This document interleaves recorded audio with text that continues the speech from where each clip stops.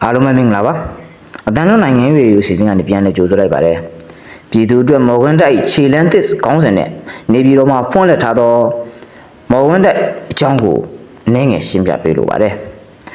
မော်ဂန်တိုက်စားတဲ့ဒီထောင်ခဲ့တာကတော့တန်ဖိုးမဖြတ်နိုင်သည့်မြန်မာသမိုင်းဆိုင်ရာမှတ်တမ်းများနဲ့အမျိုးသားရေးမော်ဂန်ဝင်မှတ်တမ်းများမြန်မာနိုင်ငံအစိုးရရန်တရားတစ်ခုလုံးနဲ့သက်ဆိုင်သည့်သမိုင်းဝင်မှတ်တမ်းများထာဝရမပြောက်ပြအောင်ထိန်းသိမ်းနိုင်ရန်အတွက်1982ခုနှစ်မတ်လ15ရက်နေ့တွင်တော်လှန်ရေးကောင်စီကြေညာချက်အမှတ်69အရ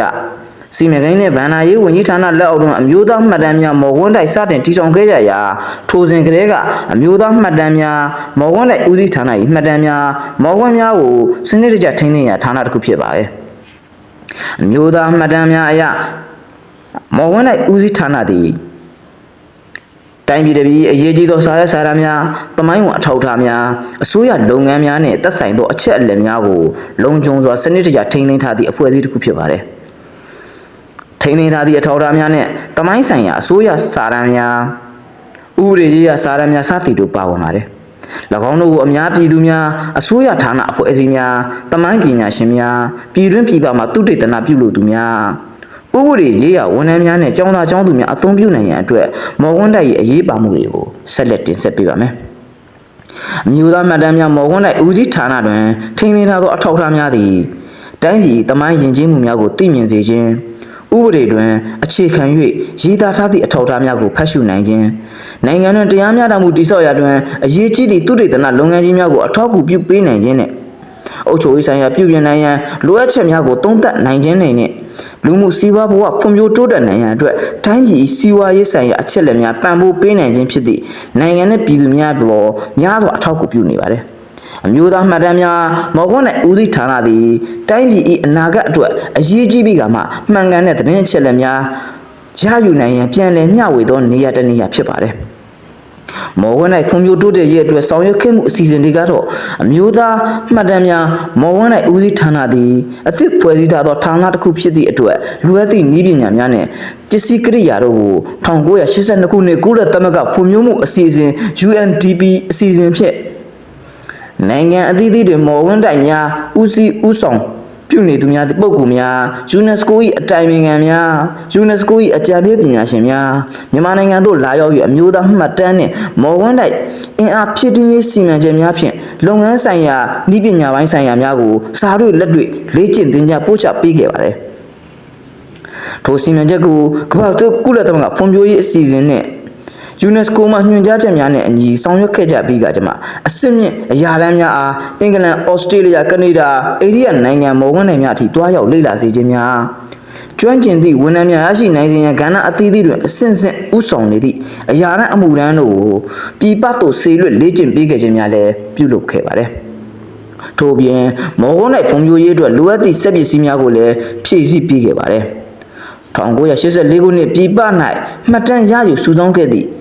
ညွှန်ကြားရေးမှူးချုပ်များအပါအဝင်အစစ်မြင့်အရာရှိကြီးများကအင်္ဂလန်၊ဂျပန်၊ဩစတြေးလျ၊တရုတ်စသည့်ဖွံ့ဖြိုးပြီးနိုင်ငံများသို့တွားရောက်ပြီးကကြမှာမှတ်တမ်းများရယူစုဆောင်းခြင်းများကိုလည်းဆောင်ရွက်ခဲ့ကြပြီးကမှထိုနိုင်ငံများ၏မော်ဂွန်းမှတ်တမ်းစီမံချက်တို့ကို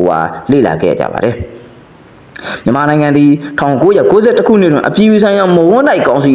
ICA အဖွဲ့ဝင်နိုင်ငံဖြစ်လာခဲ့ပြီးကကြမှာ1993ခုနှစ်တွင်အရှေ့တောင်အာရှနိုင်ငံဆိုင်ရာမော်ဂွန်းတိုင်များကောင်စီအဖွဲ့ဝင်နိုင်ငံတစ်နိုင်ငံဖြစ်လာခဲ့ပါတယ်။အောင်မြင်မှုမှတ်တိုင်တွေကိုဆက်လက်တင်ဆက်ပေးရမယ်ဆိုရင်တော့အမျိုးသားမှတ်တမ်းများမော်ဂွန်းတိုင်ဦးစီးဌာန၏ဂုဏ်သိက္ခာအကြီးမားဆုံးမှတ်ကျောက်တစ်ခုမှာ1998ခုနှစ်17ကြိမ်မြောက်အရှေ့တောင်အာရှဒေသဆိုင်ရာမော်ဂွန်းတိုင်များကောင်စီညီလာခံကိုမြန်မာနိုင်ငံနဲ့အေရှန်နိုင်ငံအဖြစ်နဲ့တာဝန်ယူကျင်းပခဲ့ခြင်းဖြစ်ပါတယ်။မြန်မာနိုင်ငံသည်ဖွံ့ဖြိုးသောနိုင်ငံတစ်နိုင်ငံဖြစ်သည့်အတွက်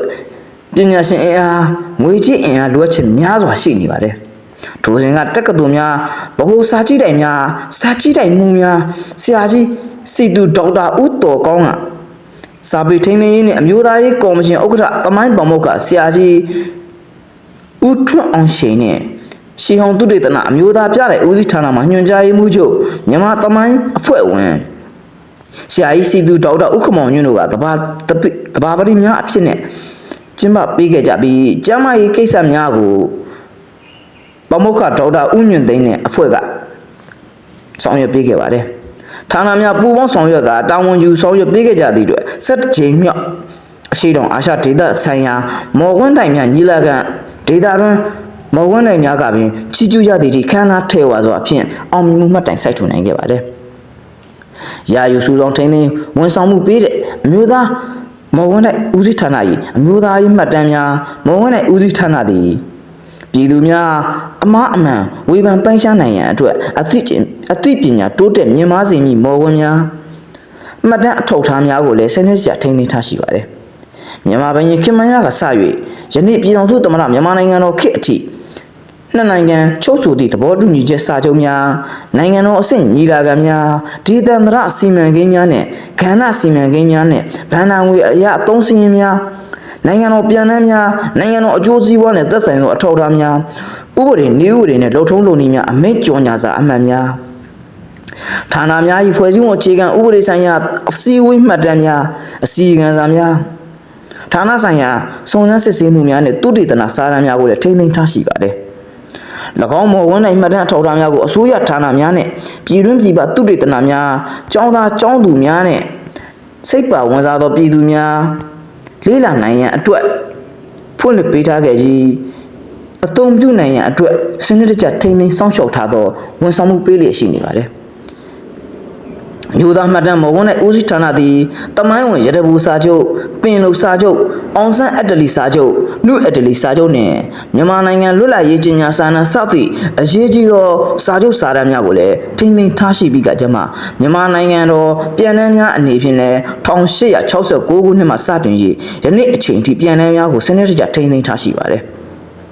မှတ်တမ်းများစင်စက်မပြည့်ရရှိနိုင်ရင်းနဲ့သက်ဆိုင်ရာပြည်တော်စုအဆင့်အစည်းအဝေးပွဲများအဖွဲ့အစည်းများဝန်ကြီးဌာနများ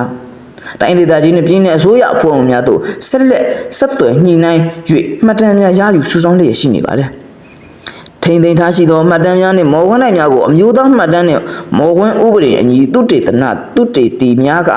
စနစ်တကျအချက်အလက်များရယူနိုင်ဝန်ဆောင်မှုပေးလျက်ရှိနေပါတယ်။အားလုံးပဲမော်ကွန်းတိုင်အစီအစဉ်ကိုကြိုက်လိမ့်မယ်လို့မျှော်လင့်ပါတယ်။ကျေးဇူးများတင်ပါတယ်နောက်ထပ်တစ်ပတ်မှာပြန်လည်ဆုံတွေ့ပါမယ်။